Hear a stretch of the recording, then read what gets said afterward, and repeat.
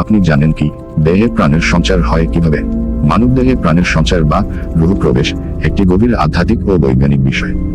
Islamic দৃষ্টিকোণ ও আধুনিক বিজ্ঞান দুই দিক থেকে ব্যাখ্যা কি? ইসলামের মতে প্রাণের সঞ্চার দেহের রূহের প্রবেশ। কুরআন ও হাদিসে স্পষ্টভাবে বলা হয়েছে যে প্রাণ বা রূহ আল্লাহর বিশেষ সৃষ্টি, যা মানুষকে জীবিত করে। হযরত আব্দুল্লাহ ইবনে মাসউদ রাদিয়াল্লাহু তাআলা আনহু থেকে বর্ণিত হাদিসে রাসূল সাল্লাল্লাহু আলাইহি ওয়াসাল্লাম বলেছেন, মানুষের সৃষ্টি মায়ের গর্ভে 3টি ধাপে হয়। 40 দিন নুতফা বা বিন্দু, বীর্য ডিম মিলিত তরল। 40 দিন আলাকা অর্থাৎ ঝুলন্ত জমাট পদার্থ। 40 দিন মুদ্রা বা চিবানো মাংসপিণ্ড। মোট 120 দিন বা 4 মাস হলে একজন ফেরেশতা এসে ভ্রূণের রূহ ফুঁকে দেয়, আত্মা প্রবেশ করে। তার ভাগ্য, রিজিক, আয়ু, কর্ম সবকিছু লিখে দেয়। সহিহ বুখারী হাদিস নাম্বার 3208, সহিহ মুসলিম হাদিস নাম্বার 2643।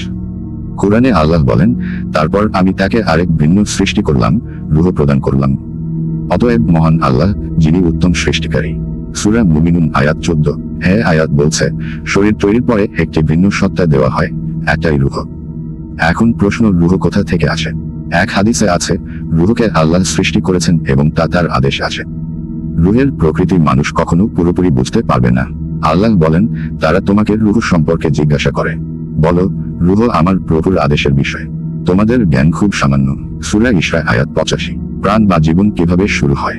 বিজ্ঞানের মতে প্রাণের প্রবেশ ধারণাকে আধ্যাত্মিক অর্থে ব্যাখ্যা করতে পারে না, কিন্তু জৈব জীবন কখন শুরু হয় তা ব্যাখ্যা করে। যেমন নিষেক, ফার্টিলাইজেশন, পিতা থেকে শুক্রাণু মায়ের ডিম্বাণু দুটির মিলনে জাইগোট নামে প্রথম কোষ তৈরি হয়।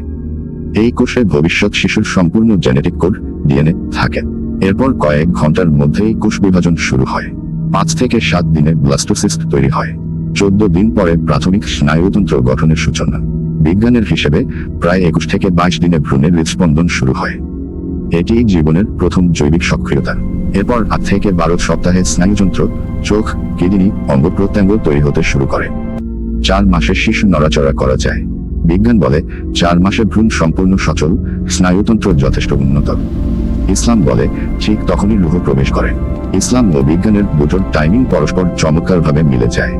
120 দিন বা 4 মাসে আল্লাহ ফেরেশতার মাধ্যমে রূহ প্রবেশ করান, এটাই জীবনের প্রকৃত সূচনা।